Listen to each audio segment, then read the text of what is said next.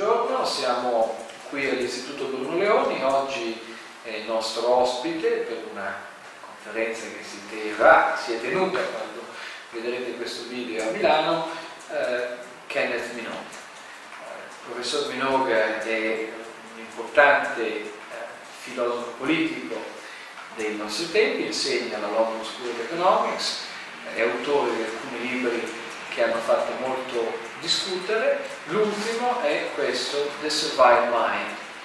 Il sottotitolo di questo libro è How Democracy Erodes in Modern Life. Thank you very much, Professor Minogue, for being with us.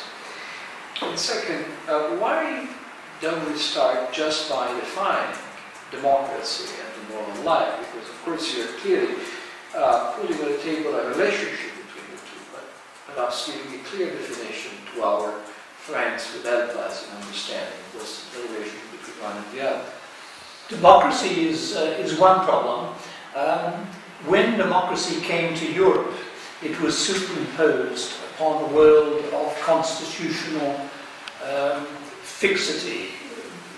Europeans already had a middle class and they had a constitution, so democracy merely was an add-on.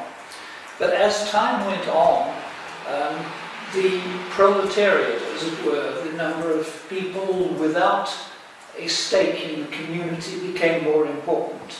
And this meant that democracy became, in a way, a form of seduction by which different parties promised benefits to the population at large. And these benefits, of course, had to be paid for by taxpayers. They began, in fact, to redistribute wealth. And at that point, democracy itself began to change its character.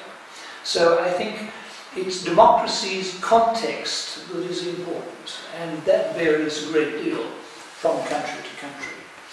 The moral life, well, the moral life is simply the set of things we think about when we ask ourselves, what ought I to do?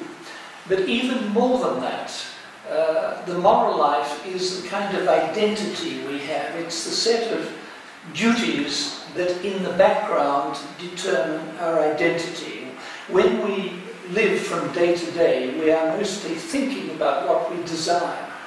We don't much think about the duties that we have, but these duties, these things that we respect, are central to the way in which we conduct ourselves. And then when a moral problem arises, we have to think about them. Where do these duties come from? I think they come from background, from family life. I'm afraid quite a lot of them come from the peer group. They come from the current moral fashions in society, which change, of course, all the time. So they're always changing, they're always in flux. But I think that the thing to remember about the moral life is that two considerations are always arising and are frequently in conflict. One of them is what is the right thing to do, and of course there are many ideas about what is the right thing to do. And the second thing is what is my thing to do, what is the honourable thing, the individualistic thing, what must I do in order to be consistent with what I personally believe. And sometimes there will be a conflict between the right thing to do on the one hand and we might call it honour on the other, because that's what Montesquieu called it. So to say, social prejudices play a very big role in determining our moral context. Social beliefs. Prejudice, of course, is a loaded term. Social rationalities, I suppose you might say.